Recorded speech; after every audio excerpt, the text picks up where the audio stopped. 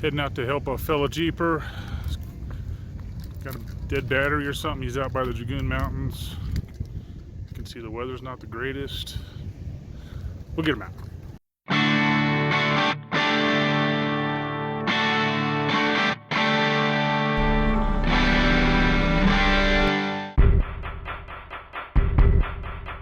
I received a message from a friend at 11:22 asking if I could save somebody with a dead battery, and he included a pin that put the disabled vehicle in the Dragoon Mountains. Luckily, it wasn't up in elevation and was located at the base of the range. I couldn't respond right away due to work obligations.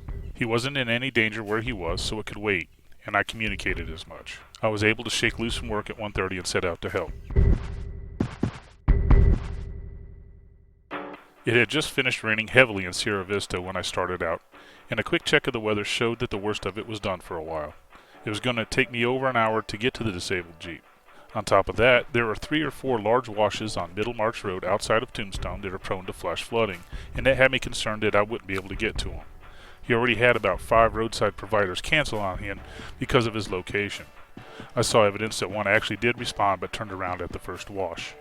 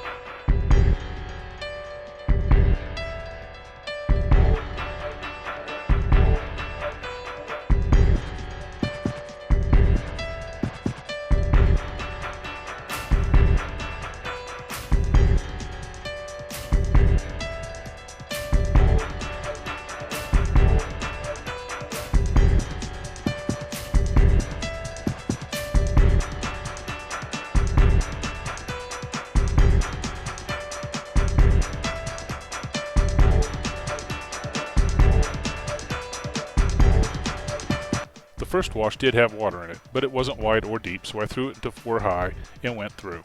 The mud was far worse than the water. Normally I aired down at the beginning of Middlemarch Road to make the ride more comfortable. It's 8 miles of washboard dirt road before you get to Forest Service land, and the FSRs are primitive roads and not usually maintained. The decision not to air down was a good one because of the mud. The other washes had less water in it, but were still muddy.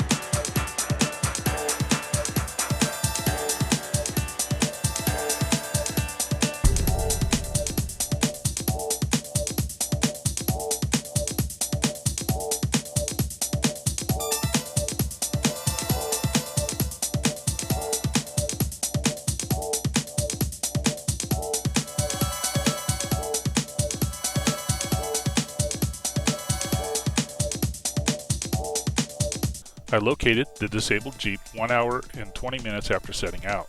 I met the owner and we hopped right to getting his Jeep running. I pulled out my jump box and hooked it up to his battery, and the Jeep fired right up. We talked Jeeps for a bit and then headed out. To call this a rescue is a bit of a stretch. It was certainly a situation that wasn't going to fix itself, and a recovery was definitely needed. He was very fortunate to have self-service where he was, and that was instrumental in getting him out. When you're wheeling solo, communication is vital, but that is spotty at best in the mountains. At least let someone know where you'll be and when to expect you back. Even if he had jumper cables, there was no one on the trails that day due to the weather to get him going. Consider adding a jump box to your list of essential tools if you're a solo wheeler.